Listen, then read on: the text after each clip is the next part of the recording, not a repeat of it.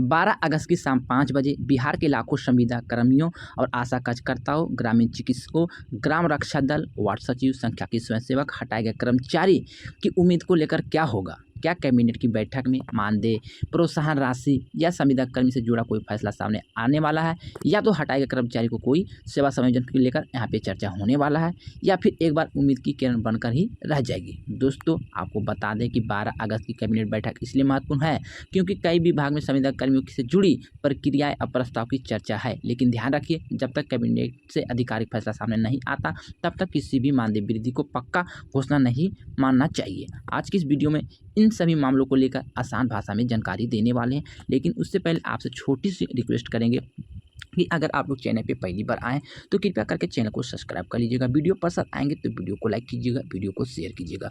दोस्तों, पिछले कई दिनों से बिहार के संविदा कर्मियों की बीच एक ही सवाल लगातार घूम रहा है कि आखिर हमारा मानदेय कब बढ़ेगा। आशा कार्यकर्ता लगातार पूछ रहे हैं क्या प्रोत्साहन राशि की जगह निश्चित मानदेय मिलेंगे। ग्रामीण चिकित्सक पूछ रहे हैं क्या हमें स्वास्थ्य व्यवस्था में और बेहतर भूमिका मिलेगी। ग्राम रक्षा दल के जवान पूछ रहे हैं क्या हमारी सेवा को समान और उचित मानदेय मिलेंगे। वार्ड सचिव लगातार पूछ रहे हैं क्या हमारी बहाली और मानदेय को लेकर कोई बड़ा फैसला आएगा। इन सभी सवालों के बीच 12 अगस्त 2026 की शाम 5 बजे होने वाले बिहार कैबिनेट बैठक पर सबकी नजरें टिकी हुई है। लेकिन सबसे जरूरी बात, उम्मीद रखिए लेकिन अफवाह पर भरोसा मत कीजिए। दोस्तों और साथियों, मैं आपको बता दें कि कैबिनेट बैठक क्यों महत्वपूर्ण है। तो साथियों, सामने आए आधिकारिक पत्र के अनुसार, जो कि आप लोग स्क्रीन पर देख पा रहे हैं, उस पत्र के अनुसार मैं आपको सारी जानकारी बताने वाले हैं। लिखा कि 12 अगस्त को शाम 5 बजे बिहार कैबिनेट की बैठक आयोजित होने की बातें यहाँ पे कही गई है। अब सवाल है, क्या इस बैठक में संविदा कर्मियों के मानदेय या दूसरी मांगों से जुड़ा कोई प्रस्ताव आएगा? यही सबसे बड़ा सवाल है। दोस्तों, पिछले दिनों में विभाग से संबंधित डाटा और प्रक्रियाएं को लेकर जो गतिविधियां सामने आई है, उसके बाद कर्मचारी के बीच उम्मीद जरूर बढ़ चुकी है। लेकिन यहाँ पर एक बात बिल्कुल साफ समझ लीजिए, कैबिनेट की बैठक होना और किसी खास कर्मचारी वर्ग का मानदेय बढ़ना दो अलग अलग बातें हैं। दोस्तों, जब तक आधिकारिक कैबिनेट निर्णय या संबंधित विभाग का आदेश सामने नहीं आता तब तक हम सिर्फ संभावनाओं के आधार पर खबर को अंतिम फैसला मानना सही नहीं होगा। दोस्तों, बात कर लेते हैं आशा कार्यकर्ताओं को लेकर, क्योंकि आशा कार्यकर्ता गांव-गांव जाकर स्वास्थ्य व्यवस्था को मजबूत करने की महत्वपूर्ण भूमिका लगातार निभाते आ रही है। लेकिन लंबे समय से उनकी ओर से मानदेय बढ़ाने, निश्चित मानदेय भुगतान जैसी लगातार बातें उठाते रही है। ऐसे में अगर सरकार की ओर से इनके हित में कोई बड़ा फैसला आता है तो निश्चित रूप से यह हजारों नहीं लाखों परिवार की जिंदगी को बड़ी राहत मिल सकती है। दोस्तों, बात कर लेते हैं, लेकिन दोस्तों आज हम आपको कोई झूठी गारंटी नहीं देंगे। हम यह नहीं कहेंगे कि 12 अगस्त को निश्चित रूप से मानदेय बढ़ जाएगा। हम सिर्फ इतना कह रहे हैं कि उम्मीद कीजिए, आधिकारिक फैसले का इंतजार कीजिए और अफवाहों से बचिए।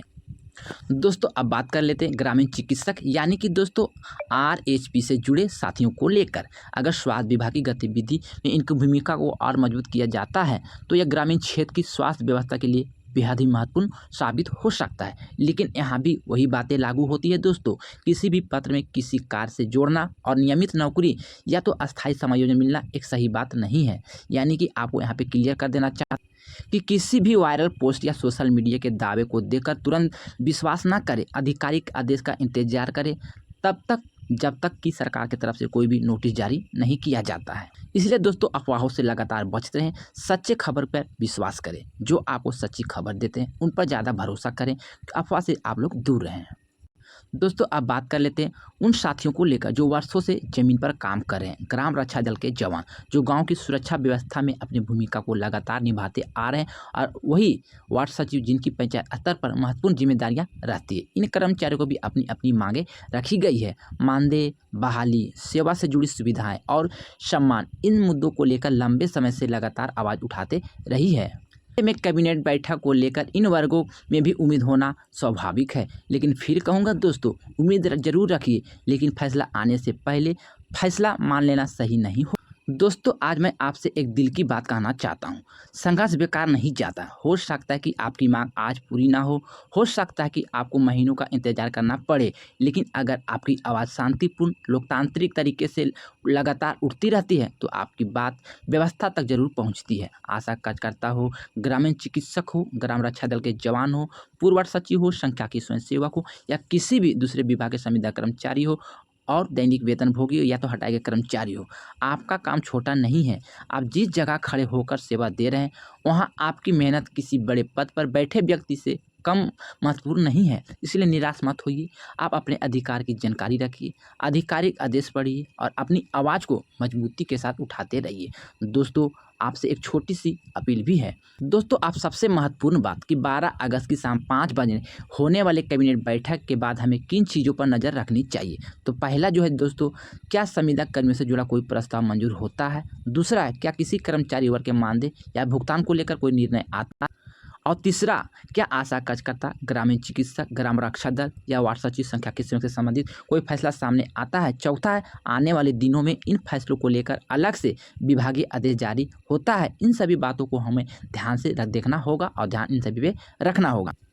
दोस्तों, 12 अगस्त सिर्फ एक तारीख नहीं है, यह उन लाखों लोगों की ज़िंदगी से जुड़ा हुआ तारीख है जो वर्षों से अपनी मेहनत, सेवा के बदले बेहतर सम्मान और आर्थिक सुरक्षा की उम्मीद लगाए बैठे हैं। लेकिन याद रखिए, उम्मीद हमारी ताकत है और आधिकारिक जानकारी हमारा हथियार। हम किसी भी अफवाह को सच बताकर आपको गुमराह नहीं करेंगे। जैसे ही कोई आधिकारिक और पक्की जानकारी सामने आएगी, जॉब जॉन जीतू पर आपको सही जानकारी, सटीक जानकारी आसान भाषा में दिया जाएगा। अब आपकी बारी है दोस्तों, हमें कमेंट करके बताइए आप किस जिले से हैं और आप किस पद पर काम कर रहे हैं। और सबसे बड़ा सवाल, क्या 12 अगस्त की कैबिनेट बैठक में आपके लिए एक फैसला हो सकता है? तो आप सरकार से सबसे पहले क्या मांग रखेंगे? मानदेय वृद्धि, नियमितीकरण या सेवा सुरक्षा की? अपना जिला, पद, अपनी सबसे बड़ी मांग कमेंट में जरूर लिखिए। दोस्तों, मैंने आपको सारा जानकारी, सारा इन्फॉर्मेशन इस वीडियो में आपको बता दी है। फिर भी कोई जानकारी छूट गए, बोलने में मिस्टेक हो गए या कोई गलती हो गए तो आप अपना छोटा भाई समझ के क्षमा कीजिएगा।